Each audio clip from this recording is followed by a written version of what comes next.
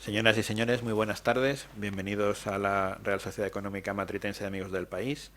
Seguimos en este 250 aniversario tratando de llevar a nuestro público ponencias de primer nivel, como es la de esta tarde, en la cual además nos adentramos en el mundo de las ciencias, que bueno, los que somos amantes de las mismas, pues estamos siempre encantados, y además es una materia que en la Matritense tiene lugar de honor, como es obvio, ¿no?, debido a la trayectoria de nuestra institución.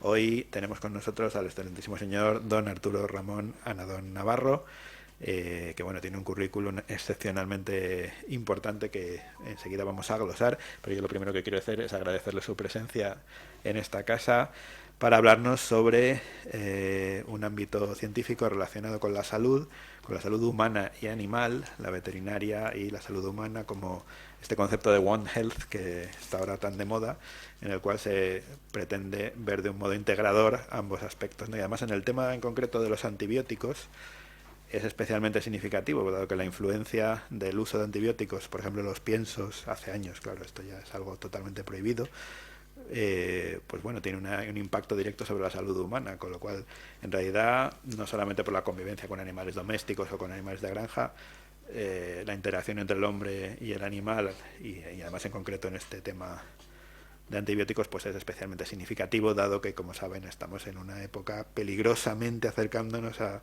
una época que podría asimilarnos a la época pre-antibióticos, cuando no teníamos defensa contra ellas debido al surgimiento de resistencias múltiples, algo que es realmente dramático. Yo, de hecho, he tenido ocasión de indagar bastante en este tema, y es un problema serio que podría convertirse en una...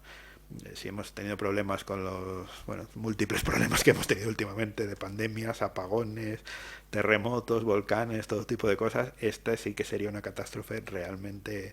Yo siempre he pensado que hay un antes y un después en la historia de la humanidad, y ese antes y después está en el surgimiento de los antibióticos. La vida antes de los antibióticos era un mundo en el que ninguno querríamos estar realmente. Por tanto, bueno, es un tema importante y de gran trascendencia, y nuestro ponente es de primer nivel en este aspecto. Con lo cual, pues nada, de nuevo agradecerle su presencia y deseando escucharle. Le cedo la palabra a continuación a nuestro vicepresidente primero, don Jaime Ramos de Espinosa, que nos va a presentar a nuestro ponente de esta tarde. Muchas gracias, querido presidente. Muchas gracias, querido ponente Arturo Anadón. Muchas gracias a todos ustedes por estar aquí en una tarde como la de hoy, tarde calurosísima, que no invita a salir de casa, que invita a permanecer enchufando la televisión y viendo con un ventilador cercano cualquier cosa, lo que sea, y por eso a los que han venido y se han desplazado y están aquí hoy, les agradezco doblemente su presencia. A mí me complace mucho presentar a Arturo Anadón, al profesor don Arturo Anadón Navarro, en esta casa. Arturo es un gran amigo mío desde hace muchos años, pero lo que me importa destacar de él es que es un excepcional profesor, excepcional científico, excepcional investigador y excepcional intelectual. Y lo van a ver ustedes a lo largo de su exposición. Exposición que tiene mucho interés por lo que ha comentado el presidente. Arturo, profesor Anadón, es presidente de honor de la Real Academia de Ciencias Veterinarias de España, secretario general permanente de la Asociación Iberoamericana y es catedrático del Departamento de Farmacología y Toxicología de la Universidad Complutense de Madrid. Arturo es doctor en veterinaria, es diplomado en la especialidad de farmacología básica por la Complutense y es diplomado del European College of Veterinary Pharmacology and Toxicology y es miembro del Registro Español de Toxicólogos. Es profesor de múltiples universidades extranjeras.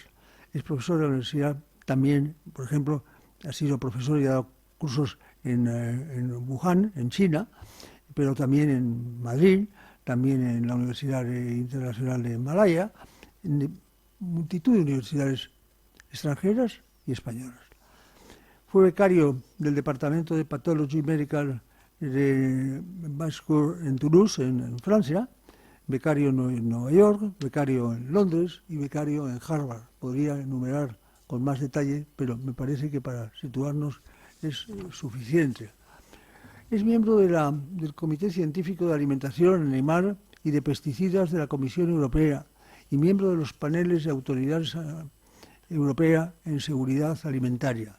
Por tanto, para mí, que cuando fui ministro de Agricultura, transformé el Ministerio de Agricultura en Agricultura, Pesca y Alimentación, que es como se llama hoy, porque creía que había que tener el sector FAO en una sola mano. Y el sector FAO es eso, es la agricultura, es la pesca, la alimentación y todos los eslabones de la cadena alimentaria. Pues el profesor Alarón siempre trabaja en esa vertiente de integración. Y es un experto en temas médicos, como lo demuestra, que trabaja desde hace muchos años en el tema del One Health de la Federación Europea de Academias de Medicina. Tiene publicados más de 250 trabajos de investigación y revisión en revistas cualesquiera, en revistas indexadas, lo cual los que estamos en la universidad y en la investigación sabemos bien lo que significa. Es coautor de más de 140 capítulos en libros coeditados y escritos con otras personas de inteligencia y de gran nivel. Es académico de número y presidente de la Real Academia de Ciencias Veterinarias de España y académico de número de la Real Academia de Doctores de España, en donde coincidimos porque ambos somos miembros de dicha academia. Y es correspondiente de la Real Academia Nacional de Farmacia.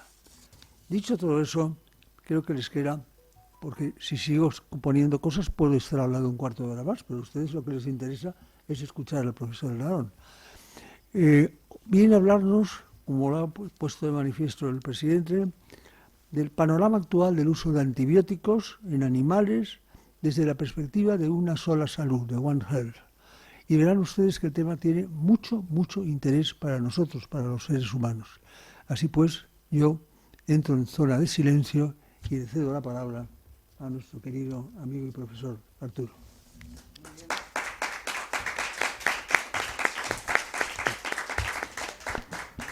Muchísimas gracias a todos.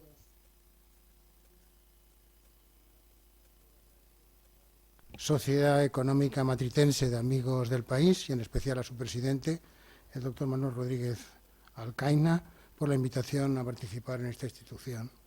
Y también quiero agradecer la presentación que me ha realizado el excelentísimo señor don Jaime Lamo de Espinosa, gran amigo y con el que tengo pues un aprecio personal por su gran valía, no solamente profesional, sino también humana, ¿no? Y bueno, yo voy a presentar una sesión, quizás no es muy habitual en esta academia, pero lo voy a presentar en forma de diapositivas porque hay bastante iconografía que nos va a permitir pues entender mejor los conceptos que voy a vertir, ¿no? ¿Cómo se pasa? Adelantar. Así. Bueno, sí. El contenido de mi conferencia va a ser, pues, hablar de una serie de tópicos de una forma separada y relacionada al mismo tiempo. Primero hablaré de antibióticos, un esquema de lo que son los antibióticos.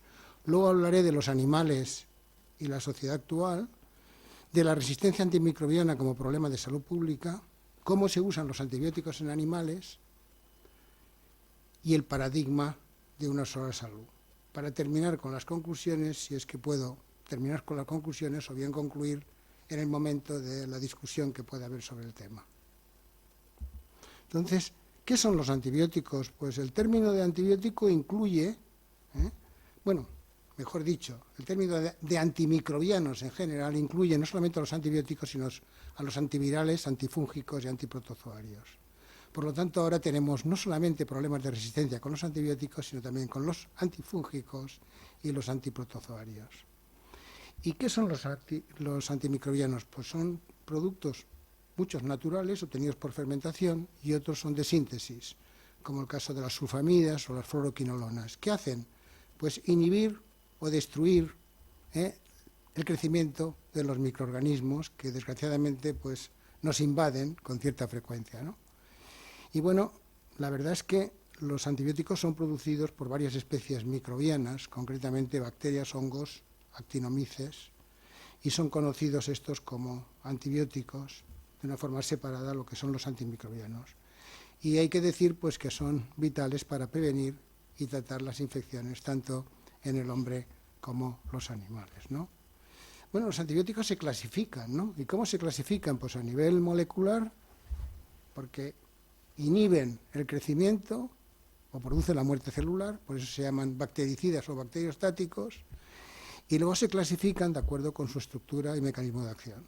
De manera que, aparte de que pueden ser bactericidas o bacteriostáticos, ahora hay otra división muy importante, que son tiempo, concentración dependiente. Es decir, tiempo dependiente significa que por mucho que aumentes la concentración, si no hay un tiempo suficiente, pues no tienen una acción debida en los animales o en las personas, ¿no? Entonces aquí es un diagrama muy bonito donde vienen todos los tipos de antibióticos. Los hay que inhiben la síntesis de proteínas, como los macrólidos, las tetraciclinas, los aminoglicosídicos. Los hay que afectan la pared celular de las bacterias, como las penicilinas, las cefalosporinas.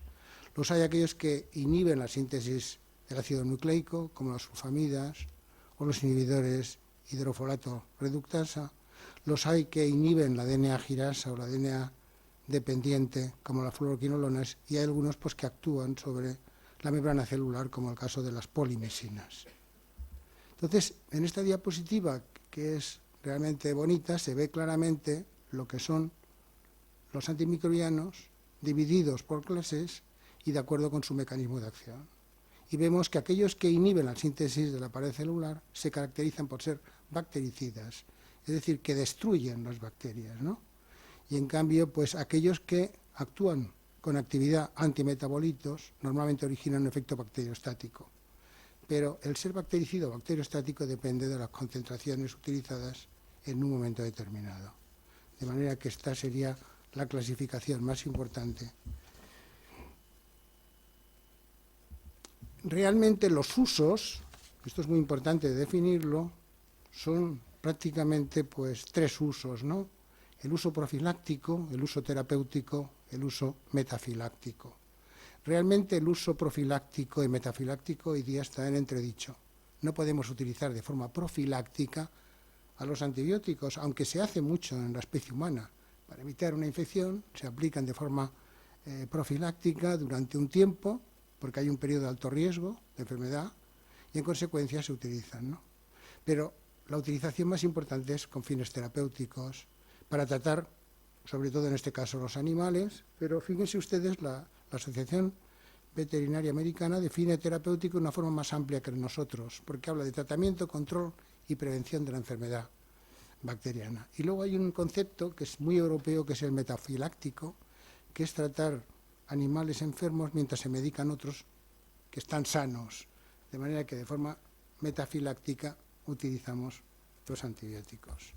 Pero la verdad es que tanto la forma metafiláctica como profiláctica se tiene que justificar si se hace una prescripción, como veremos a continuación.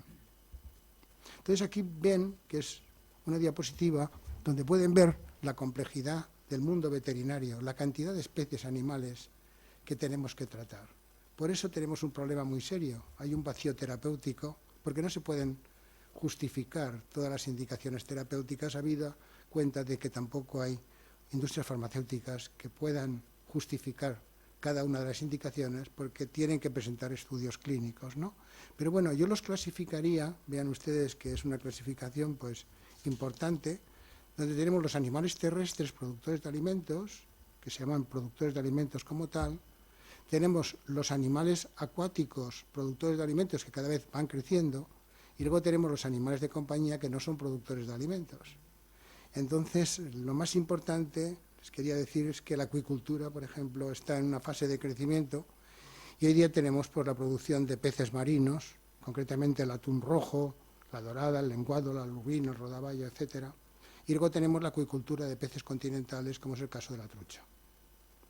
Por lo tanto, esa definición viene del reglamento, que es un reglamento muy importante, del año 2019, el 6 concretamente, que es un reglamento comunitario de medicamentos veterinarios que da lugar a una serie de problemas actualmente que tenemos precisamente en curso de discusión por parte de manifestaciones que existen en la sociedad, ¿no? Bueno, yo quisiera hacer un pequeño paréntesis de la importancia que tienen los animales en la sociedad. Porque hoy día ha habido un movimiento social muy importante, donde pues realmente lo que yo quería decir en 4 palabras es que los animales tienen mucha importancia en nuestra vida y en nuestras familias.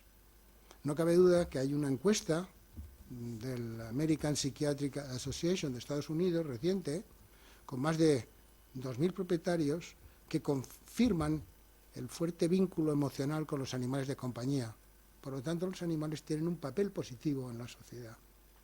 El 81% de los propietarios considera que su animal tiene un efecto positivo en su salud mental. Considera que los animales pueden reforzar las rutinas de autocuidado, ofrecer apoyo, estabilidad emocional y reducir la soledad en muchas personas. Por lo tanto, yo creo que esto lo tenemos que tener muy presente y la sociedad está muy concienciada del hecho. El hecho de convivir con un perro o otro animal de compañía, con sus rutinas y responsabilidades, tiene múltiples beneficios para ambos. Y no cabe duda que las personas más vulnerables necesitan dar y recibir afecto, siempre positivo por ambas partes, ¿no? Y luego yo quisiera también destacar que hay unos beneficios terapéuticos de intervenciones asistidas con animales, concretamente perros y caballos, sobre todo en personas que tienen discapacidad, en personas que se encuentran en edad muy avanzada, y luego también en colectivos en riesgo de exclusión social. Y por último también hay una terapia asistida con animales que se está llevando a cabo, sobre todo en muchos hospitales españoles, que permite pues la visita de mascotas a pacientes. Y bueno, hoy día se habla de que efectivamente pues hay una interacción con animales y que esta interacción con animales puede reducir no solamente el estrés, y puede reducir también la tensión arterial y mejorar el estado de ánimo. Es decir, que hoy día la soledad y la salud pues son 2 conceptos que hay que tener muy presentes, ¿no? De manera que esto es lo que quería decir. Y bueno, entrando ya en materia, pues les quería decir pues que efectivamente pues hay un par de disposiciones, yo diría 3 disposiciones a nivel de la Jefatura del Estado, que es la Ley 17 del 2011, que es muy importante, que es la modificación del Código Penal. Bueno, la primera, el 17 de 2001, me equivoco, es la modificación del Código Civil. La modificación del Código Civil sobre el régimen jurídico de los animales. Y luego hay una ley orgánica del 3 del 2023, del Código Penal, en materia de maltrato animal. Y es muy importante. Actualiza el Código Penal, sobre todo el régimen jurídico de aquellos animales domésticos y no domésticos que conviven con las personas, así como los animales silvestres que viven en libertad. Y recientemente pues, ha aparecido otra normativa, que es la Ley 7 del 2023, en el cual pues, se habla de protección de los derechos y bienestar de los animales.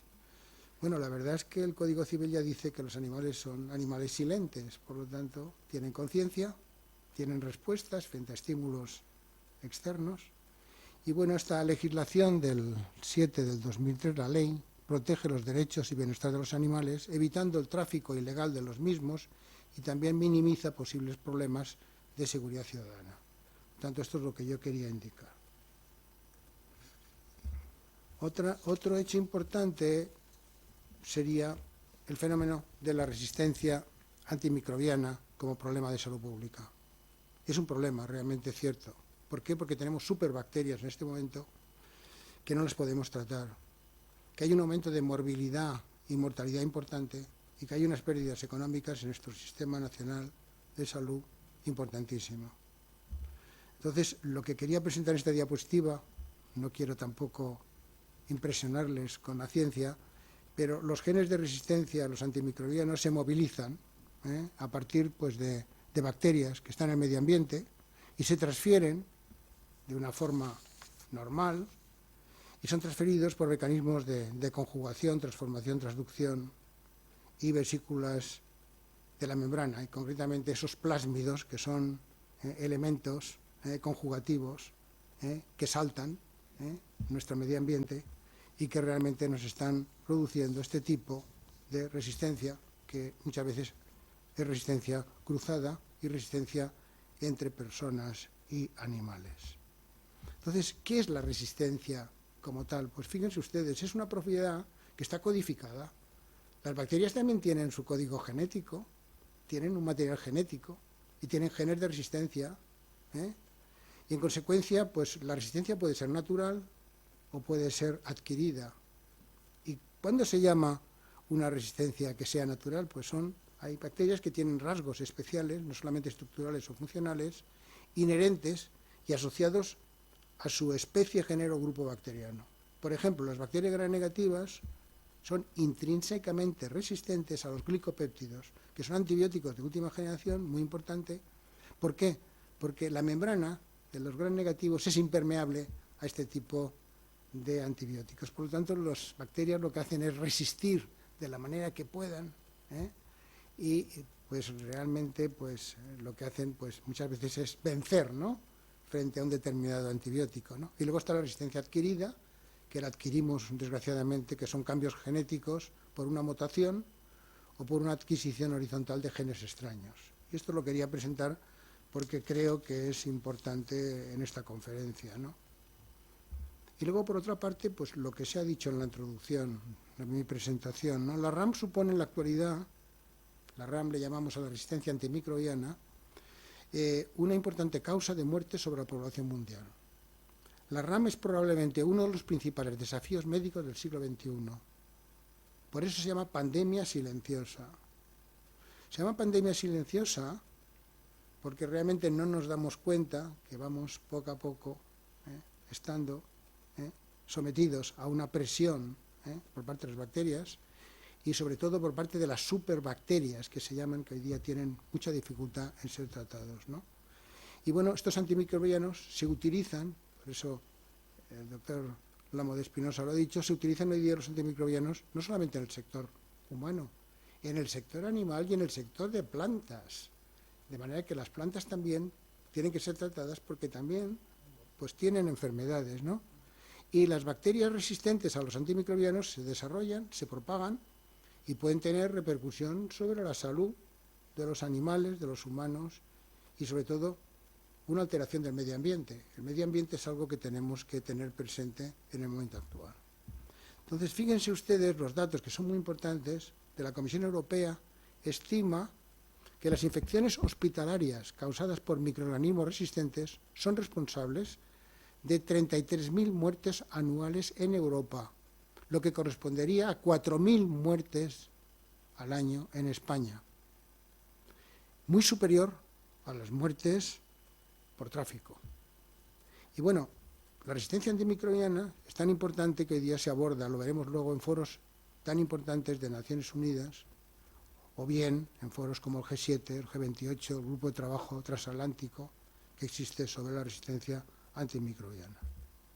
La OMS estimó que 1,2 millones de muertes en todo el mundo que estaban directamente relacionadas con la resistencia antimicrobiana. Y en 1219 casi 3 veces más que la malaria y 2 veces más que el SIDA. Y se estima una tendencia a que dentro de unos años se produzcan más muertes que el cáncer. De manera que es más importante hoy día la resistencia antimicrobiana que el cáncer, ¿no? Por lo tanto, la RAM supone una importante carga para los sistemas sanitarios, como he dicho anteriormente, europeos, con un coste aproximado de 11.700 billones de euros al año. Claro, ¿por qué? Por atención de la salud. Hay largas estancias hospitalarias, por eso hoy día te liberan rápidamente los hospitales, tiene que haber más cuidados intensivos, hay pérdida de productividad, la gente no va a trabajar, y luego pues hay años de vida ajustados muchas veces por discapacidad. De manera que todo esto hay que estimarlo hoy día y los economistas sanitarios pues lo están haciendo muy bien y nos hacen pues una serie de presentaciones que las tenemos que tener en cuenta, ¿no? Entonces la RAM es uno de los problemas de salud pública que mejor ilustra el problema o el enfoque o la perspectiva o el ejemplo de One Health, una sola salud. Y es especialmente emblemático del concepto de One Health, según la salud humana, animal y la salud de los ecosistemas están estrechamente relacionados, vinculados y son interdependientes. Solamente puede alcanzarse el paradigma de One Health cuando se realizan esfuerzos conjuntos, que lo veremos a continuación. Por lo tanto, exige programas de salud, programas de investigación, necesitamos formación, programas de formación, que ya veremos luego, y exige una actuación interdisciplinaria e intersectorial en la gestión del problema de salud pública, e implica la interdependencia entre la salud humana, la sanidad animal y la salud de los ecosistemas. Este es un informe muy importante, que es el informe O'Neill, que se hizo para el gobierno británico, que es impresionante, donde pueden ver en la gráfica las muertes por resistencia antimicrobiana, las muertes por cáncer, por cólera, por diabetes, por accidentes, etcétera. Y lo que dice el informe O'Neill es que habrá un aumento continuado de la resistencia antimicrobiana hasta el 2050, 5 veces más que en la actualidad, que provocaría la muerte de 10 millones de personas al año. De manera que son informes realmente que se basan muchos de ellos en inteligencia artificial, con una cantidad de datos que pueden hacer una predicción real de lo que puede ocurrir. Y bueno, esta es una diapositiva que me ha parecido importante traerla aquí, por la sencilla razón de que no sé si ustedes están al corriente, pero igual que existe la Organización Mundial de la Salud, nosotros tenemos una Organización Mundial de la Sanidad Animal, que se conoce como OMSA, que está localizada en París y que actualmente tiene realmente pues, una actividad muy relevante. Y fíjense lo que ha dicho la OMSA, que también en inglés se llama WOH. Dice, el 60% de las enfermedades infecciosas humanas existentes son zoonósicas, es decir, proceden de los animales. Al menos el 75% de las enfermedades infecciosas emergentes humanas tienen un origen animal. Ya no quiero hablar del COVID. De las 5 nuevas enfermedades humanas que aparecen cada año, 3 son de origen animal. Y el 80% de los agentes usados con potencial bioterrorista son patógenos zoonósicos. Es muy importante esta diapositiva, por eso me ha parecido traerla aquí, porque indica un poco la relevancia que tienen los animales y las enfermedades que pueden transmitir los animales al hombre, y que realmente estamos preocupados por las pandemias, y por eso Europa y la Organización Mundial de la Salud está haciendo acuerdos de prevención de pandemias que pueden existir en un futuro próximo. Entonces vean esta diapositiva, que también es muy bonita, de las posibles rutas de transmisión de las bacterias y genes del ganado a la población humana general. Es lógico que las personas que estén tratando o estén cuidando los animales tengan también cuidado en esa transmisión, no solamente de enfermedades, sino de bacterias y genes resistentes. Y lo mismo tenemos con los propietarios de animales de compañía. Estos abrazos que se dan, estos besos que se dan, esa proximidad que se mantiene, pues muchas veces da lugar pues, a series de transmisión de resistencia.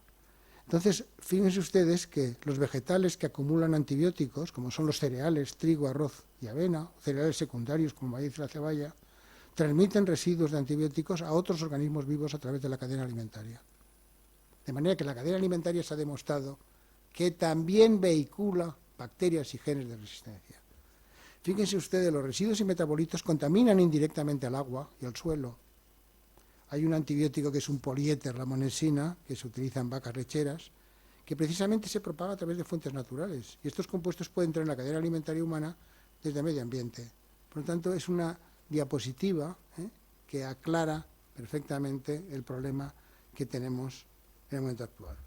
Pero lo curioso es que hay una opinión científica de la Autoridad Europea de Seguridad Alimentaria, que se conoce como EFSA, conjuntamente con el panel de riesgos biológicos que ha publicado, y por primera vez dice que el papel del medio ambiente en la aparición y propagación de la resistencia de los antimicrobianos a lo largo de la cadena alimenticia es una realidad. Por lo tanto, estamos viendo que el medio ambiente es algo que tenemos que cuidar, y lógicamente pues el cambio climático también va a influir en la aparición de este tipo de resistencias. Entonces, ha identificado una serie de bacterias y genes resistentes prioritarios para la salud humana, y fíjense ustedes, hay 4 o 5 gérmenes que son muy importantes. Primero las enterobacterias, que habrán oído mucho, la salmonella, el campylobacter, que se manifiestan resistentes a los carbapémicos y a las cefalosporinas de amplio espectro y fluoroquinolones, que son antibióticos que los necesitamos como herramientas para tratar enfermedades. El estafilococcus aureus resistentes a meticilina o el enterococo resistentes a vancomicina. Y luego tenemos grupos o bacterias comensales, destacando sobre todo la Klebsiella pneumoniae, que es una enfermedad pulmonar, resistencia a cefalosporinas de amplio espectro y fluoroquinolonas. Ha fallecido mucha gente este invierno como consecuencia de la Klebsiella. En los hospitales te ponen un antibiótico, no tiene efecto, buscan alternativa, llega un momento que a lo mejor pues no hay alternativas y realmente pues no superas la enfermedad, ¿no? Y luego pues recientemente también ha habido una identificación de bacterias y genes resistentes prioritarios en la salud pública importantes que de alguna manera pues se ha visto que hay mucha resistencia de bacterias zoonóticas e indicadores de bacterias a partir de humanos y de animales y alimentos. Es un estudio que lo ha realizado pues la ECDC, que es un poco la Agencia Europea de Problemas Epidemiológicos, es un poco el ECDC de los Estados Unidos, y bueno, que de alguna manera pues revela que la resistencia de salmonella y campylobacter a los antimicrobianos pues de uso común pues son frecuentes en animales y en el hombre. Ha indicado la prevalencia pues en pavos de Campylobacter jejuni, la tendencia creciente de resistencia a Campylobacter jejuni a la eritromicina en humanos sin detección de animales, etcétera. Por lo tanto, la evidencia de un vínculo entre las fuentes no humanas, es decir, animales, y el potencial para causar enfermedad en humana, pues es mayor para ciertas bacterias, ¿no? Y aquí vienen la conclusión: Campylobacter, Escherichia coli, Enterococcus, Salmonella y Staphylococcus aureus. Es decir, que son unos gérmenes que yo diría que son superbacterias difíciles muchas veces de tratar. Y bueno, en esta diapositiva pues quiero presentar que en la última Asamblea General de Naciones Unidas pues hubo una reunión de alto nivel sobre resistencia antimicrobiana, recientemente, a finales del mes de diciembre, ¿no? Y según Naciones Unidas, la resistencia antimicrobiana constituye una de las 10 principales amenazas sanitarias a las que se enfrenta la humanidad y es responsable de la aparición de superbacterias, incluyendo bacterias que ya no pueden tratarse con antibióticos, que es lo que estábamos comentando, que ya no se pueden tratar con antibióticos. Y luego también, pues posteriormente, pues ha habido la reunión del G20 en Río de Janeiro, en la misma línea, ¿no?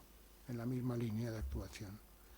Bueno, esta también es una diapositiva muy importante de la Organización Mundial para la Sanidad Animal, que habla de las tendencias de consumo. Porque claro, el problema que tenemos actualmente es que las autoridades sanitarias quieren que disminuyamos la utilización de antibióticos. Pero yo siempre creo que prohibir es fácil, pero cuando se prohíbe hay que dar alternativas. Entonces, algunos de ustedes me pueden preguntar por alternativas. Las vacunas son alternativas, pero hoy día hay muchas alternativas que se están trabajando en ellas. Y desgraciadamente les tengo que decir que hay muy pocas empresas farmacéuticas, humanas y veterinarias que estén interesados en el desarrollo de nuevas moléculas antibióticas. Habida cuenta de que al existir este problema de resistencias, pues se resisten bastante. Pero fíjense ustedes que el uso global de antimicrobianos en animales ha aumentado un 2% en 3 años. El uso de animales de antimicrobianos críticos, que hablaremos a continuación para el hombre, permanece bajo. Esto es importante. Pero también es verdad que se han utilizado, y Europa en el año 2006 los prohibió, antibióticos como promotores del crecimiento. Es decir, que hasta el 2006 hemos estado utilizando antibióticos a bajas concentraciones en el campo animal, de sustancias antibióticas que modificaban el tracto gastrointestinal, las bacterias, y favorecían el crecimiento. ¿Por qué? Porque necesitábamos producir proteínas. Y desgraciadamente en muchos países, concretamente pues iberoamericanos, asiáticos, están utilizando todavía los promotores del crecimiento. Y la Organización Mundial de la Sanidad Animal lo dice, que hay un 20% de países asociados a dicha organización que todavía usan. Y el 76% pues no han hecho ningún movimiento hacia el análisis del riesgo, que tendrían que hacer. Es decir, que las prohibiciones europeas tienen que ir también combinadas con prohibiciones en otros países, porque estamos en un mundo globalizado y de alguna manera pues tenemos que estar todos en condiciones de aceptar este tipo. ¿Cómo se usan los antibióticos en animales? Pues vean ustedes, quería citar estos dos reglamentos que son los que están hoy día en litigio de manifestaciones, que es el reglamento que les decía anteriormente, el 6 del 2019 del Parlamento Europeo y del Consejo, sobre medicamentos veterinarios, y el Real Decreto, que fue del Ministerio de Agricultura, 666 de 2023, por el que se regula la distribución, prescripción, dispensación y uso de medicamentos veterinarios. Y estos reglamentos, o mejor dicho, el reglamento ha dado lugar, porque ya saben que los reglamentos son como leyes comunitarias de aplicación directa, pero ha dado lugar a una serie de actos de ejecución y actos delegados que están entre 20 y 22. De manera que este reglamento ha dado lugar a una reglamentación impresionante y ahora se está también reglamentando el tema de medicamentos antibióticos humanos, ¿no? Entonces, ¿cómo categorizamos los antibióticos para prescribir? ¿Qué quiere decir? Que los veterinarios en el momento actual no pueden dar antibióticos, sino que todos los antibióticos tienen que ser prescritos con receta, como pasa en el campo humano. Hoy día tú no puedes ir a la farmacia te va a decir que traigas una prescripción, y por lo tanto hay problemas en la prescripción precisamente en base a la categorización de los antibióticos. Entonces voy a hablar un poco. Entonces la categorización de los antibióticos es una propuesta realizada por la Comisión Europea tras un informe elaborado por un grupo de expertos de la Agencia Europea de Medicamentos, en la que se clasifican los diferentes grupos de antibióticos según el impacto potencial de su uso que puede tener sobre la salud humana. Por lo tanto, estamos interconectados. ¿De qué forma la utilización en animales puede influir en la salud humana? Entonces, se insta a los veterinarios a que comprueben la clasificación de AMEC antes de prescribir cualquier antibiótico. Se insta, es voluntario, pero en España se ha hecho obligatorio. En consecuencia, ahí está el problema que tenemos en el momento actual.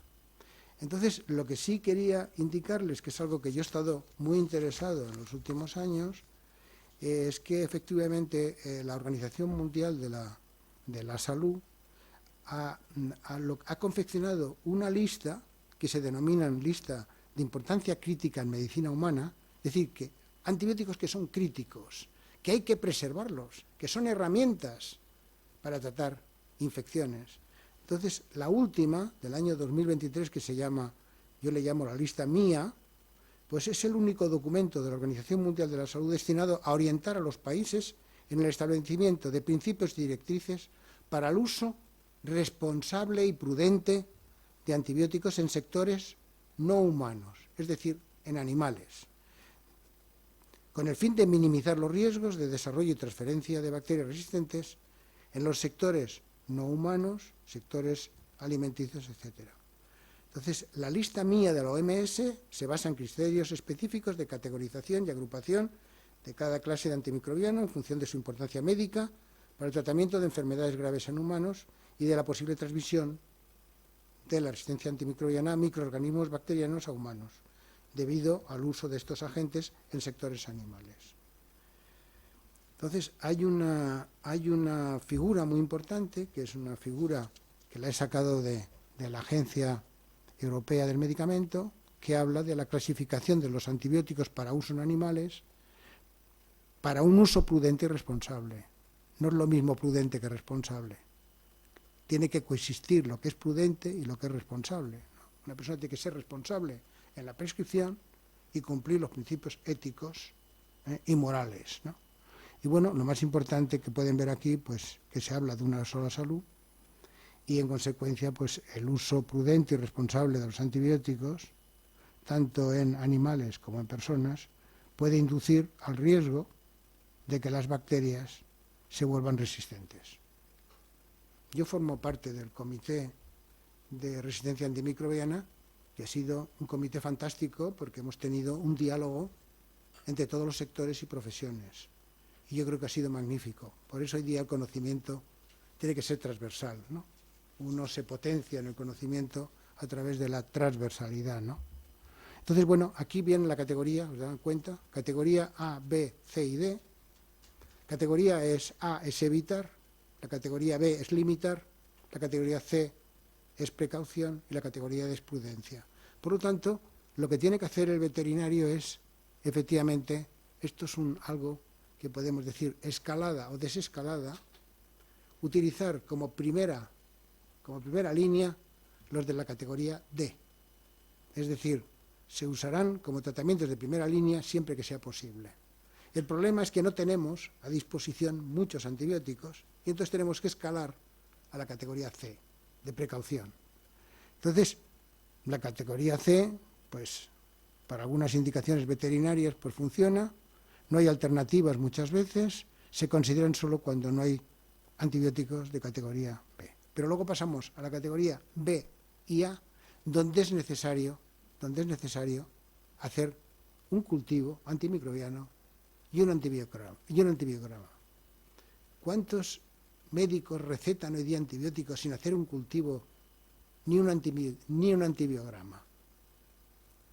Se está exigiendo a la profesión veterinaria, lo cual está crujiendo, porque de alguna manera el veterinario como el médico, y esto se hace mucho en pediatría, cuando un médico tiene una infección en un niño, va al ataque con antibióticos.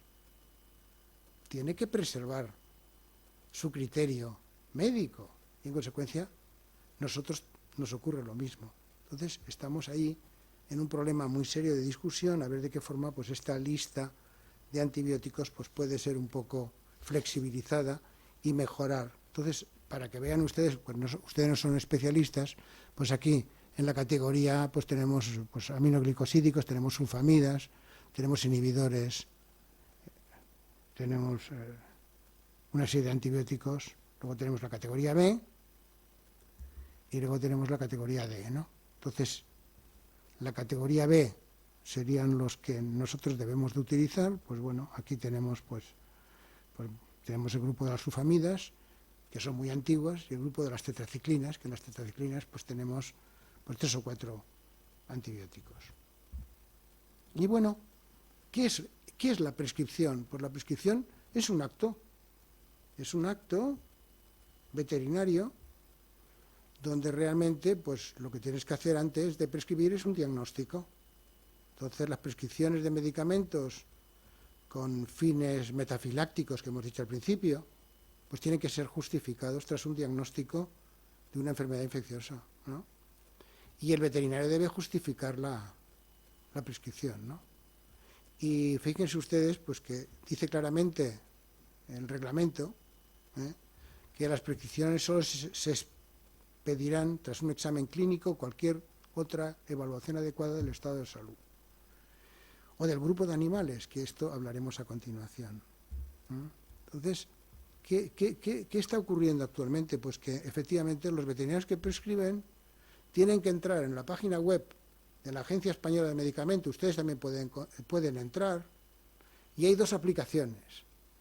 CIMA, que es para medicamentos humanos, y CIMAVET. Y es una aplicación que incluye todos los medicamentos veterinarios autorizados en España y su finalidad es proporcionar información de cada uno de ellos. Es decir, que el veterinario se tiene que informar como el médico. Ustedes se imaginan en una prescripción que tienes que entrar en la aplicación, que tienes que rellenar una serie de documentos, etcétera, eso lleva tiempo. Por lo tanto, es un acto que tiene responsabilidad de todas maneras.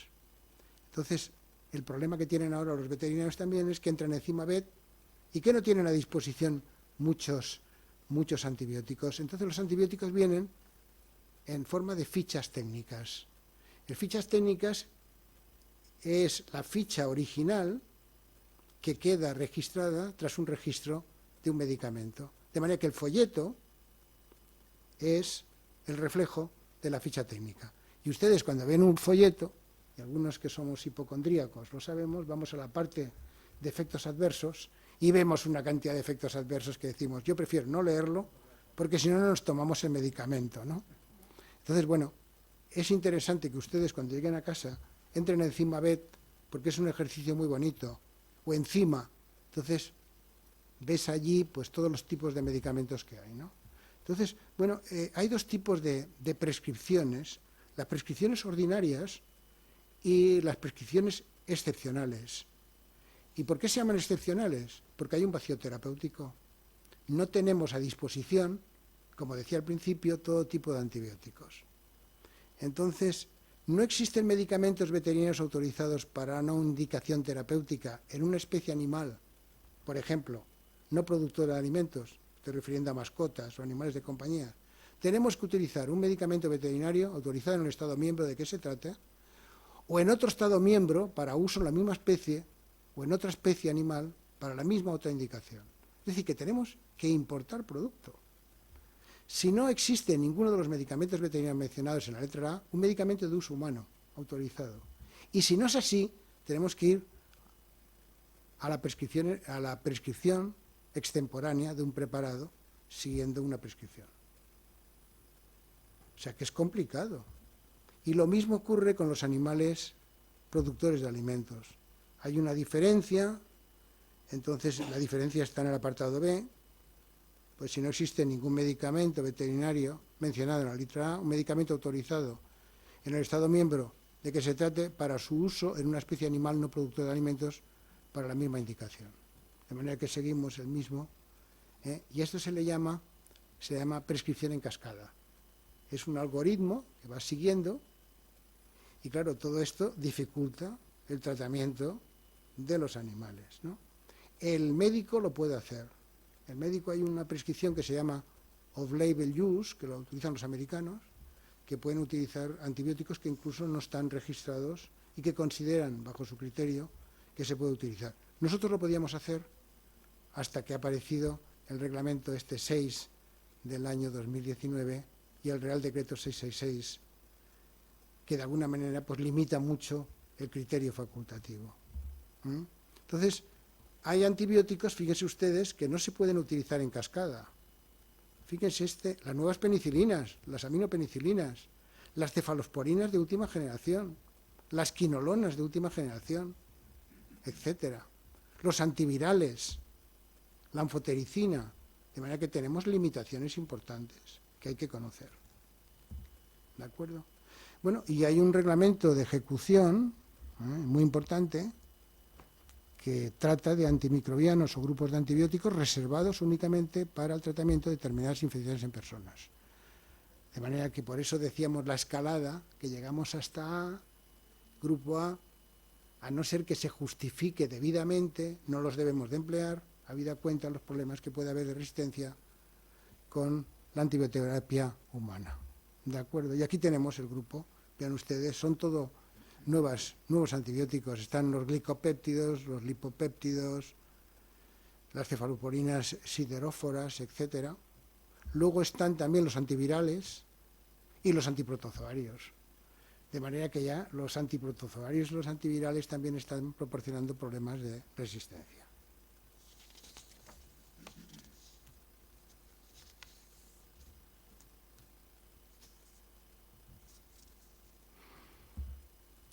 Y bueno, hay recomendaciones del Consejo. Había una recomendación del Consejo del año 2023 que adopta un planteamiento de One Health frente a la resistencia antimicrobiana.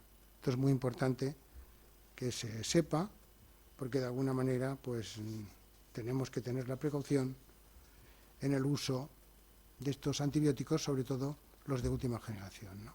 Y fíjense las recomendaciones del Consejo, que son muy importantes. Fíjense ustedes lo que dicen.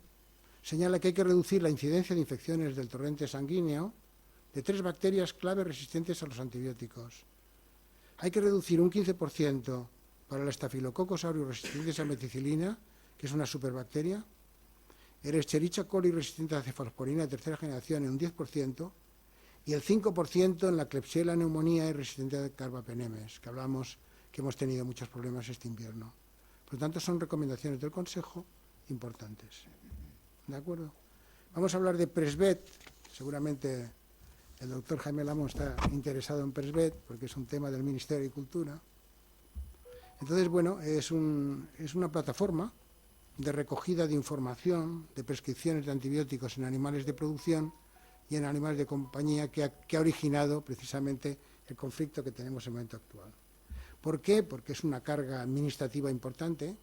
Entonces los veterinarios tienen la obligación de comunicar con periodicidad, al menos quincenal, los datos de las prescripciones de antimicrobianos en formas farmacéuticas o en formas de piensos medicados. Y tienen que señalarlo para las especies de animales de producción, que establece también un registro, el Registro General de Explotaciones Ganaderas, el REGA, y también para animales de compañía, que tiene pues un reglamento que hay que cumplir, que es la de enfermedades transmisibles de los animales. Por lo tanto, el Presvet lo leerán mucho en la prensa. Entonces, fíjense ustedes la obligación que tiene el veterinario. Los datos mínimos a suministrar en la prescripción. Nombre del veterinario, número de colegiado, tipo de dispensación, tipo de prescripción, Código Nacional del Medicamento, hay que buscarlo en el CIMAVET. Nombre del medicamento con su concentración, nombre del principio activo, tipo de tratamiento, número de envases prescritos, cantidad prescrita por respecto al envase total, etcétera, etcétera, etcétera. Por lo tanto, es una información que realmente es una carga administrativa que está originando pues realmente pues una respuesta importante, porque dicen los veterinarios que tienen que dedicarse pues en 15 días a suministrar al Ministerio de Agricultura toda esta información, que posiblemente se podía hacer mucho más sencilla. Y bueno, ahora voy a continuar pues a hablar del paradigma de una sola salud, explicarlo un poco mejor, porque creo que es muy importante para esta Real Sociedad, ¿no? Entonces, bueno, vean ustedes que es una figura importante. Pertenece a la revista Lancet, que saben ustedes que Lancet es de las revistas más prestigiosas del mundo, aunque acabo de leer que en Estados Unidos se está poniendo en entredicho a una serie de revistas de prestigio como consecuencia de que no existe la transparencia en la propia evaluación. Entonces, decirles que, bueno, lo que intenta es realmente pues hacer una llamada a la equidad ecológica por parte de Lancet, ¿no? Y dice, nos preocupa tanto el bienestar de los animales no humanos, el medio ambiente, como las personas, ¿no? Bueno, y la revista Lancet, para que vean ustedes, en el año 2023 ha sacado 4 monográficos impresionantes sobre One Health, hablando de la importancia que tiene realmente, pues, efectivamente, la salud humana, animal y medioambiental al servicio de la seguridad sanitaria mundial. Yo les recomendaría a alguno que tenga interés el leerlos, porque realmente son piezas bibliográficas de primera magnitud, ¿no? Y bueno, hablar un poco de lo que es One Health, porque la gente no lo entiende bien, ¿no? Bueno, como respuesta a un brote de SARS y gripe aviar, ya saben que la gripe aviar es un problema actual que tenemos, en Estados Unidos hay, es por lo tanto una enfermedad zoonósica, el virus H5N1, y bueno, lo que dijo en el año 2002-2004 la Asociación Mundial para la Conservación de la Naturaleza, pues proponer el concepto de una sola salud, y publicó 12 principios que se denominan los principios de Manhattan, que recoge este planteamiento. En el 2005, Lancet publicó su primera referencia a One Health en un artículo sobre cooperación, que lo he citado anteriormente, entre la salud humana y animal para reforzar los sistemas sanitarios. En el año 2008, la FAO, la Organización Internacional de Epizootía, hoy llamada Organización Mundial de la Salud Animal, la UNICEF, el Banco Mundial y la Coordinación del Sistema de Naciones Unidas para la Gripe propusieron oficialmente una sola salud, que le llamamos en inglés One Health, como enfoque para hacer frente a las epidemias mundiales. Y en el año 2009, fíjense ustedes, financiado por la Fundación Rockefeller, se creó la Comisión Una Salud, con el objetivo de difundir más ampliamente el enfoque de una salud One Health. En el año 2020, no muy lejano, FAO, la OIE, la OMS y el Programa de Naciones Unidas sobre el Medio Ambiente crearon conjuntamente el Grupo de Alto Nivel de Expertos en una Salud, con el fin de proporcionar orientación técnica especializada para cuestiones científicas clave de una sola salud.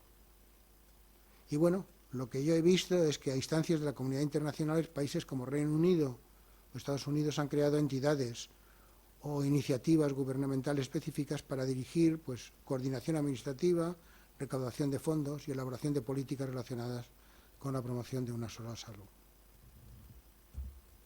Y bueno, aquí tienen, vean ustedes, los emperadores con nuevos hábitos. Lo que quiero indicar pues, en esta diapositiva es que efectivamente una sola salud es un planteamiento integrado, holístico y unificador, cuyo objetivo es equilibrar y optimizar de forma sostenible la salud de las personas, los animales, los ecosistemas. Reconoce que la salud de las personas, los animales domésticos y salvajes, las plantas y el medio ambiente en general, incluidos los ecosistemas, están estrechamente relacionados y son interdependientes.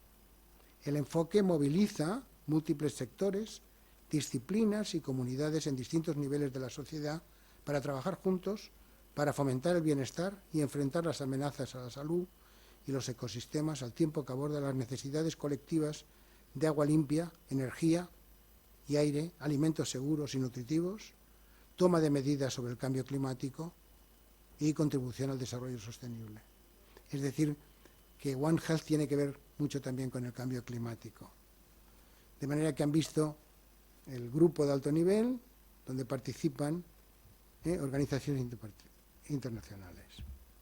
Y bueno, hay un plan nacional, hay un plan internacional que se llama, es un plan conjunto importante, One Health, entre FAO, PNUMA, OMS y OIE, que se ha establecido para el 2022 y el 2026, titulado, lo ven aquí, Trabajando juntos para la salud de las personas, animales, las plantas y el medio ambiente, dentro del concepto de una sola salud. Bueno, el plan de acción conjunta es un cuatripartito y que lo que dice claramente es que el mundo se enfrenta a un creciente número de retos multidimensionales en materia de salud. Problema del agua, energía, seguridad alimentaria y biodiversidad, y es necesaria una visión compartida de acción coherente y coordinada a todos los niveles.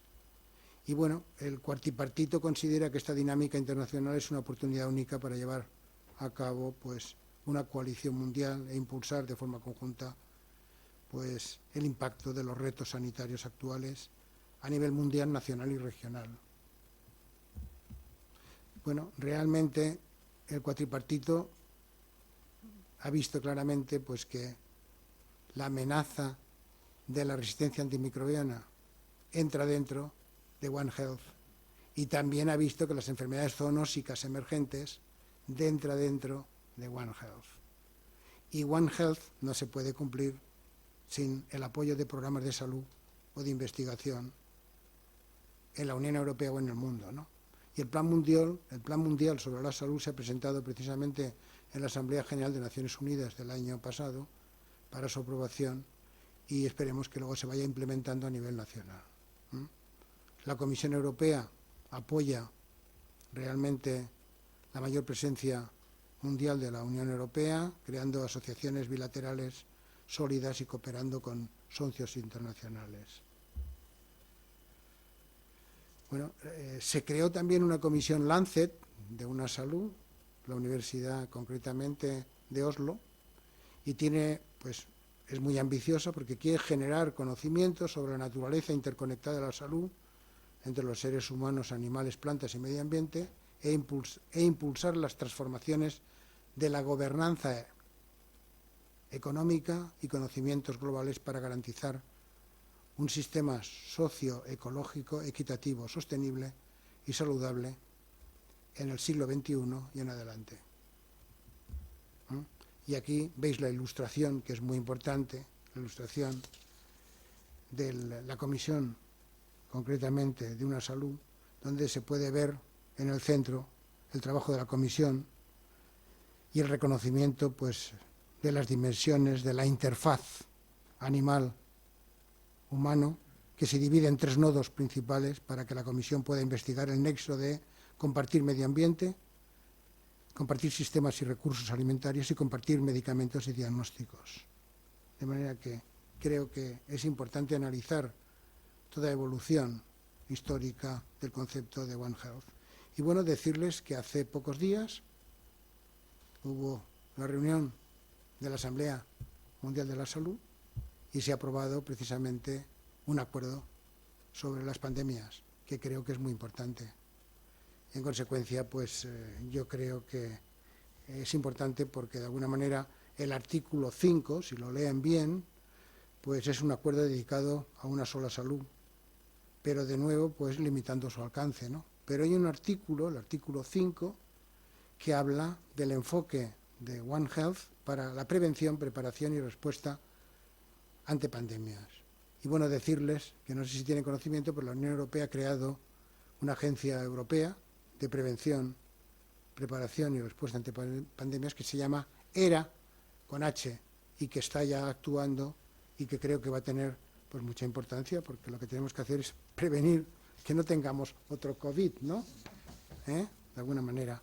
Entonces, estos programas conjuntos son muy importantes, sobre todo de formación y de educación continua para el personal, en la interfaz entre los seres humanos, los animales y el medio ambiente, y desarrollar competencias, capacidades, aptitudes pertinentes. En los nuevos planes de estudios estamos obligados precisamente a que las asignaturas de alguna manera compartan ese concepto de One Health para que se integre perfectamente, ¿no? Y posiblemente necesitemos vías de formación comunes, médicos, farmacéuticos, veterinarios, ingenieros agrónomos, biólogos, etcétera, para tener una formación ya integrada y holística de este nuevo concepto. Bueno, aquí ven también un documento muy importante, no sé si tienen conocimiento de que existe un mecanismo de consejo científico en la Unión Europea, que se conoce como SAM, que ha creado un documento muy importante sobre gobernanza de la Unión Europea sobre una salud.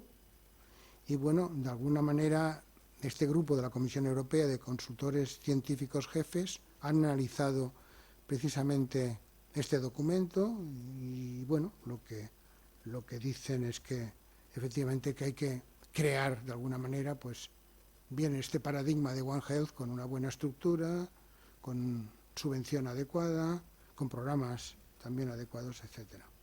Y lo más importante es que han creado una serie de recomendaciones y concretamente la Dirección General de Salud y Seguridad Alimentaria de la Unión Europea. Pues ya saben que tenemos un comisario que se llama de Salud y Bienestar Animal. Curiosamente se llama Salud y Bienestar Animal, con una dirección general que en francés se conoce como la Dirección General Santé. Y bueno, lo que han creado es un grupo de trabajo institucional entre 5 agencias, ECDC, la EMA, la EFSA, la Agencia Medioambiental y la Agencia de Productos Químicos, sobre One Health, para dar un paso en la construcción de este enfoque. Entonces vean ustedes las recomendaciones. Primero, definición de One Health, gobernanza de One Health a nivel de la Unión Europea, nacional y local, políticas de One Health, coherencia en política general, educación, formación, intercambio de conocimiento, investigación e innovación inter y transdisciplinaria en el ámbito de One Health, y luego One Health en la prevención, vigilancia y evaluación de riesgos. Por lo tanto, yo creo que hemos evolucionado muchísimo, ¿no? Muchísimo. Y bueno, aquí ya para terminar, vean ustedes el concepto de One Health, que es un enfoque holístico, transdisciplinario, multisectorial, y vean ustedes pues las disciplinas que debe de conocer, sobre todo la salud humana, vean ustedes enfermedades infecciosas, resistencia antimicrobiana, enfermedades multifactoriales, medicina humana, salud pública, evolución de la medicina. En el campo de la salud animal, pues conocer bien medicina interna, la domesticación, la relación o el vínculo animal-hombre y las prácticas culturales, ¿no? Y por último, el tema de medio ambiente, vean ustedes, pues tiene importancia la urbanización, los ciclos y reservorios, la ecología, la ecotoxicología, la parte legal, medioambiental, etcétera.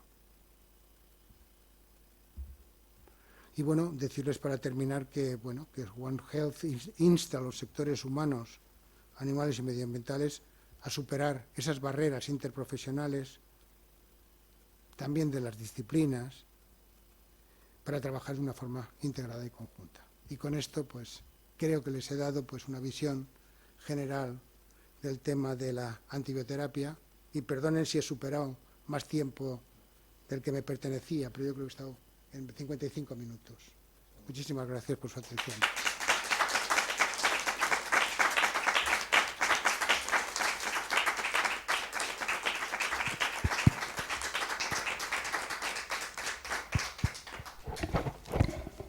Bueno, se ha ajustado perfectamente el tiempo, no hay duda.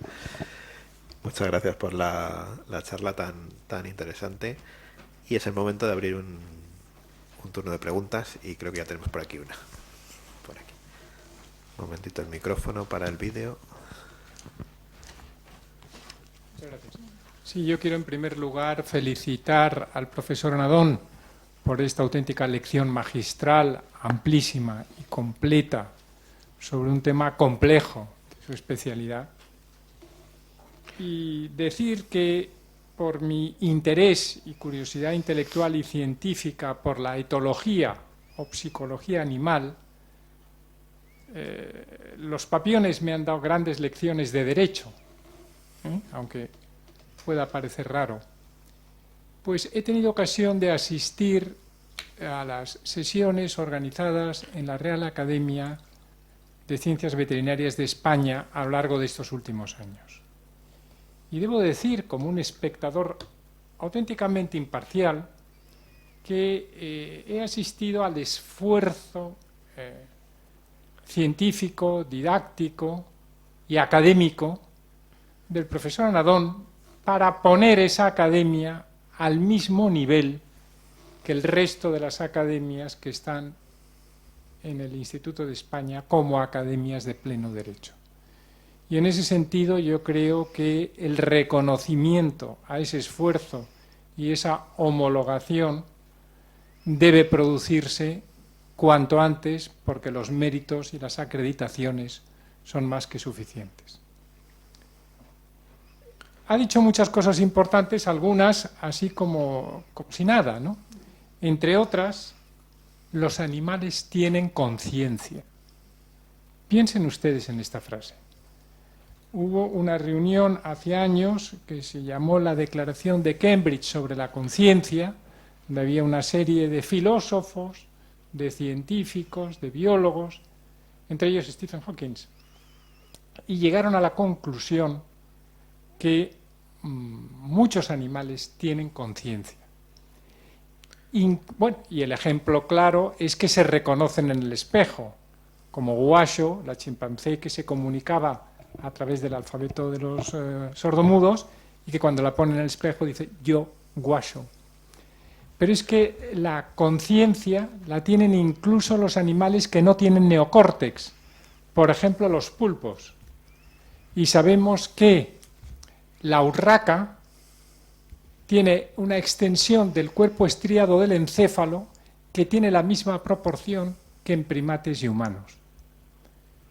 Por el presidente, que comparte conmigo la afición a la observación de las hormigas, quiero contar que, evidentemente, las hormigas se comunican a través de feromonas, pero desde hace poco tiempo sabemos que tienen lo que se llama inteligencia colectiva y que además de eso, aparte de por feromonas, por unos sonidos subsónicos que se han conseguido ampliar muchos cientos de miles y que podemos ahora escuchar, aunque no sepamos qué comunican o qué manifiestan, a través de Internet. Es decir, que se comunican también a través de sonidos o microsonidos subsónicos. Desde hace tiempo, observando a una hormiga, me di cuenta que tenía la pipa de una pipa de las pipas en su boca. Las hormigas pueden coger con su boca lo que sería un coche o un camión. Y entonces la estuve siguiendo y tenía que meter una pipa que era así en un agujero que solo podía entrar así. Y durante media hora estuvo probando posiciones de manera, entre comillas, inteligente, y después de esa media hora consiguió encontrar cómo meter la pipa en el agujero. Estamos en ascuas por saber la pregunta. Sí, la pregunta viene ahora. A partir de la ley contra el maltrato animal, ¿podemos afirmar ya que los animales tienen derechos? Muchas gracias.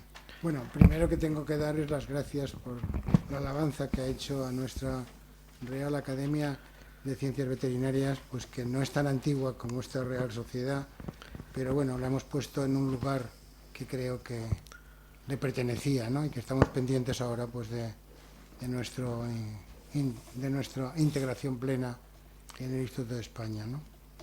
Bueno, realmente yo creo que las academias pues tienen un papel social importante, que creo que no lo transmitimos, que debemos de hacerlo, y precisamente tenemos una reunión de conferencias de academias españolas y iberoamericanas en el mes de octubre, y vamos a organizar una mesa redonda dedicada únicamente a la percepción social que tienen los ciudadanos sobre las reales academias y a ver de qué forma pues podemos avanzar, ¿no?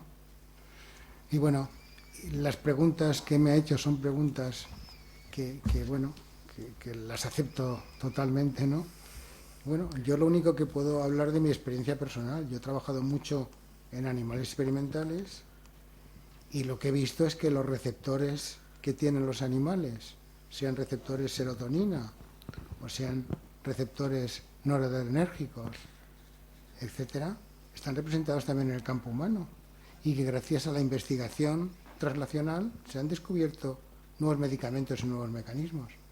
Lo que pasa es que hoy día tenemos un rechazo importante en el uso de animales de experimentación, por los motivos que todos saben. Hay muchos viviseccionistas y en consecuencia nosotros hemos tenido que ir al campo de los cultivos celulares. Y estamos trabajando actualmente pues con cerebros, que son miniaturas, donde podemos simular de alguna manera pues lo que puede aparecer en el campo humano. De alguna manera yo creo que los animales tienen conciencia, claro que tienen conciencia, tienen afecto, tienen respuestas dolorosas, tienen estímulos afectivos, y tienen estímulos de convivencia, como hemos dicho anteriormente. El propio propietario convive y yo creo que le entiende perfectamente a sus gestos, los animales, perfectamente, completamente. Pero yo creo que hemos avanzado en cuanto somos una sociedad muy distinta. Antes había mucho maltrato animal, ahora ya no hay maltrato animal.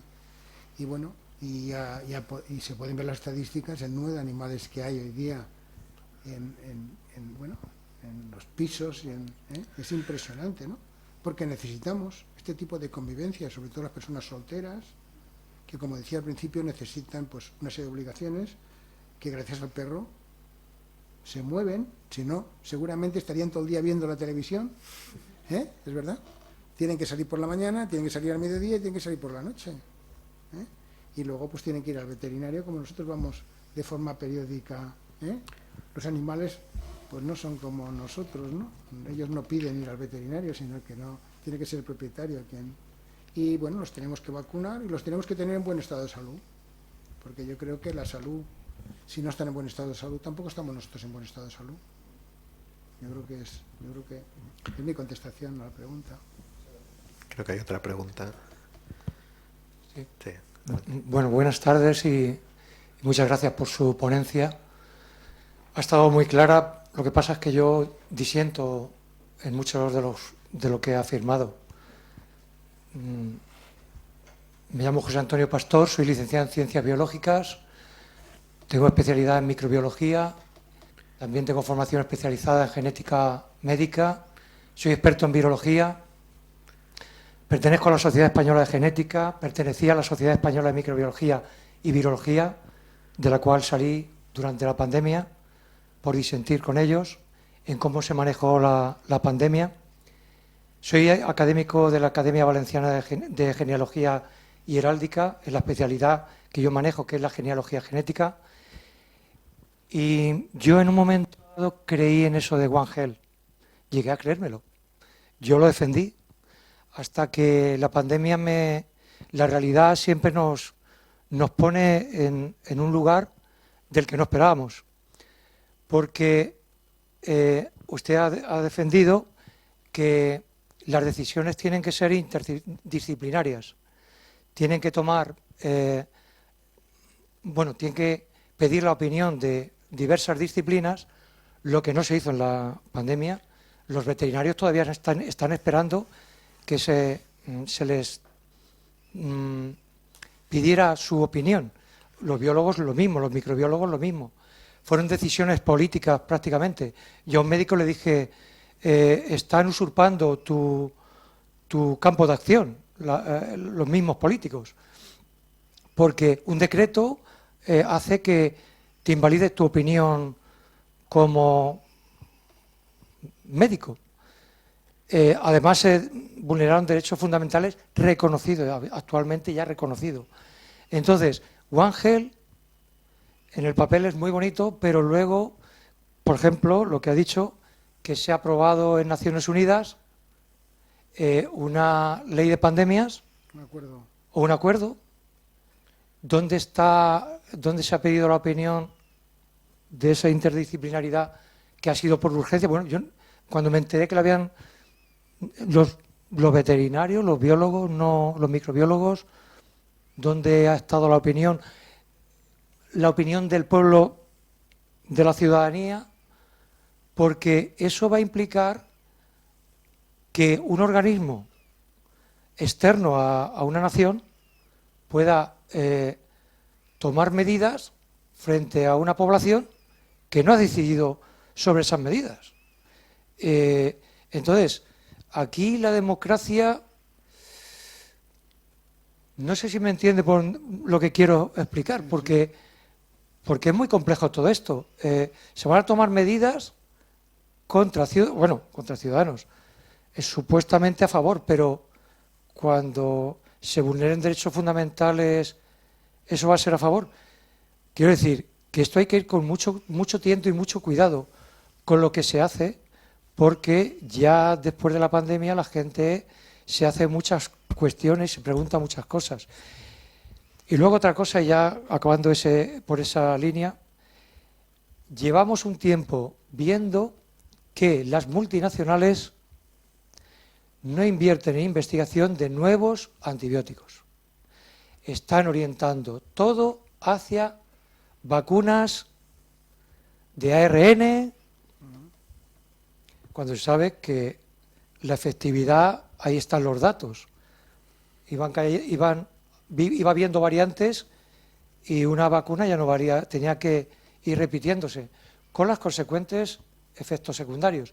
Quiero decir, hay un peligro aquí por parte de las multinacionales que tenemos que hacer una reflexión y pedirles responsabilidad también a los Rockefeller, estos que son los dueños de todas estas multinacionales. ¿Por qué están orientando hacia terapias CRISPR, que todavía no se sabe la efectividad, los bacteriófagos, que sería una buena pero claro, eso está, como decimos, en pañales, eso no se sabe nada. Pero ¿por qué están restringiendo o están quitando del mercado muchos antibióticos? No se está invirtiendo en investigar nuevos antibióticos, que es una terapia que ha funcionado y que parece ser que no es válida ya. Disculpen la extensión, pero es que tenía que decirlo. No, sí, perfectamente. Muy bien, pues bueno, la segunda parte yo creo que estamos de acuerdo. En la primera, pues lo que hay que hacer es discutir un poco, ¿no? En la segunda parte, una de las cosas que tiene el problema el médico y el veterinario es que las fichas técnicas de muchos antibióticos están en desuso.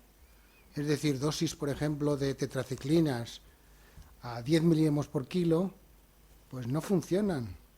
Por lo tanto, lo que estábamos diciendo anteriormente, el criterio médico y el criterio veterinario es fundamental para utilizar este tipo de antibióticos tan antiguos. Entonces, lo que se está pidiendo hoy día, que las multinacionales, que son los que descubrieron estos antibióticos, inviertan en la actualización de fichas técnicas.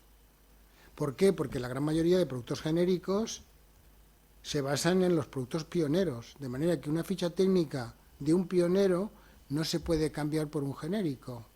Se le puede llamar al genérico y decir, oiga, mire usted, mejore usted, pero claro, hay que invertir, lo que está diciendo usted, en un genérico, pues lógicamente hay muchos laboratorios que no invierten, pero habrá que buscar pues una serie de formas de iniciativas, de I+D+I, pues fomentar pues a través de programas europeos en innovar en lo que está diciendo, por ejemplo, en bacteriófagos que se han utilizado desde la Segunda Guerra Mundial en la parte de la Europa del Este muchísimo, que es verdad, y que actualmente se sabe que tienen efecto. E incluso he visto asociaciones entre bacteriófagos y antibióticos clásicos.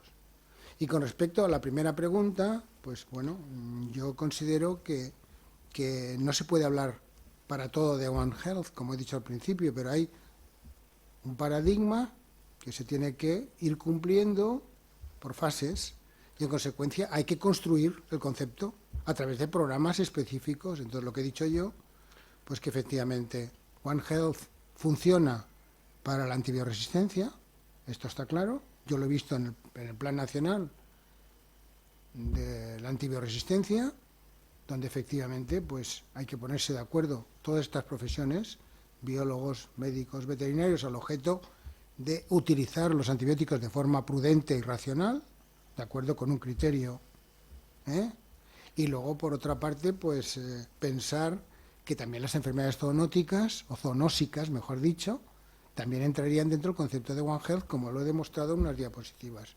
Lo demás, cambio climático, hay que estudiarlo. Y luego lo que es evidente es que yo creo que hay que integrar el medio ambiente, es decir, los biólogos tienen que cumplir con una función medioambiental importante.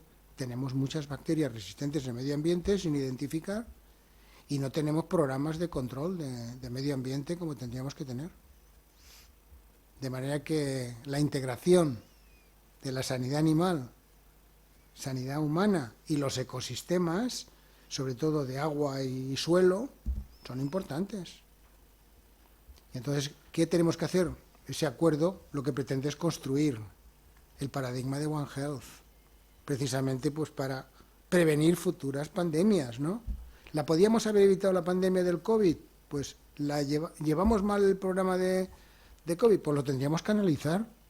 Y realmente si hubo alguna cosa que se hizo mal hecha, pues intentar que en el futuro no se haga de la misma forma. Pero tiene que haber transparencia, ¿no? De alguna manera, ¿no? Las vacunas, la verdad es que yo soy experto de la Agencia Europea del Medicamento y he trabajado en la Agencia del Medicamento, y cuando se registra un medicamento, el tiempo que tardas en el registro es impresionante y en el desarrollo también, y las vacunas en 9 meses se registraron. Uno se pregunta, efectivamente, ¿se han hecho análisis a partir de necropsias de enfermos o de enfermos que murieron? No. ¿Se han analizado a través de la inteligencia artificial todos los problemas respiratorios? Tampoco. Y en consecuencia, pues las vacunas también se sabe hoy día pues que han originado una serie de efectos adversos reconocidos por la autoridad europea, que no se han analizado tampoco. Entonces, lo que se vio es una colaboración pública-privada muy importante. Sacar una vacuna en 9 meses es un logro importante, pero también hay que mirar los efectos beneficio-riesgo. ¿Fueron beneficios importantes? Hombre, yo creo que sí, pero también hay una población pues que ha tenido riesgos. ¿De cuánto? Una población de 1 o el 2% en 1 millón o 10 millones, no lo sé, pero hay que analizarlo. Pero de alguna manera lo que se pretende es que efectivamente, yo estuve en aquella época en Wuhan, en el año 2019, y murió un amigo mío, conozco el mercado, conozco los mercados chinos. Los mercados chinos tienen que cambiar, porque aquello no es lo que nosotros pensamos que es realmente, y luego pues hay una serie de aspectos que no se conocen, si hubo una liberación intencionada, si fue esporádica, etcétera, del virus, que no lo sabemos. Por lo tanto, son cosas que hay que analizar, ¿no? y esperemos pues que no tengamos otra pandemia, ¿no? Pero lo que pretendemos es que con esos programas de One Health es hacer una prevención en la medida que sea posible, ¿no? Estados Unidos, perdone Estados Unidos y China no ha firmado esto que estamos hablando. El acuerdo no lo sé. No lo ha firmado. No lo han firmado. Porque ahora estamos hablando de China y Estados Unidos. Sí, bueno, pues Y también eso hay un problema de que Estados Unidos tiene un problema con la OMS, ¿no? Y luego, claro, parece ser que para establecer el programa este de One Health hay que habilitar un dinero, porque todas las normas nuevas hay que habilitarlas para llevarlas a cabo, si no hay dinero. Y Estados Unidos está muy reticente con la OMS, precisamente por esta falta de transparencia que ellos consideran que no tuvo la OMS. China, sí. Sí, las dos son potencias económicas importantes y también de investigación, ¿no? También son importantes. Pero bueno, tenemos que fomentar el conocimiento hoy día va muy adelantado, tenemos que sacar productos, como dice usted, seguros y eficaces, y sobre todo antibióticos o péptidos antimicrobianos, bacteriófagos, y luego hay un problema muy importante que es el tema de bioseguridad, es decir, que la población se tiene que concienciar de que hay que tomar medidas de prevención, ¿no? Limpieza en las casas, intentar pues que no haya transmisión y contacto entre personas enfermas y no enfermas, o sea que hay una serie de medidas de bioseguridad que son muy importantes también, ¿no?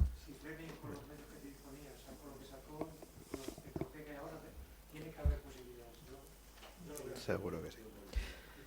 Bueno, ha estado interesante este debate final, yo creo, ¿no?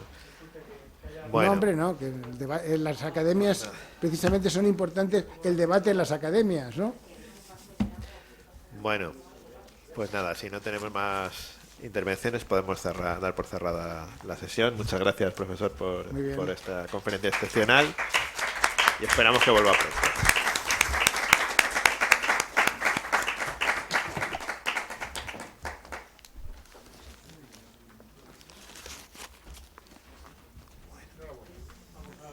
Bueno. Perdón un momentito, tenemos un pequeño diploma para recordar la ponencia de hoy. Muchísimas gracias. Y nada, y felicidades. Enhorabuena. Gracias. Bueno, ya lo abrí en casa, ¿no? Mejor, ¿no? Como quiera. Estupendo.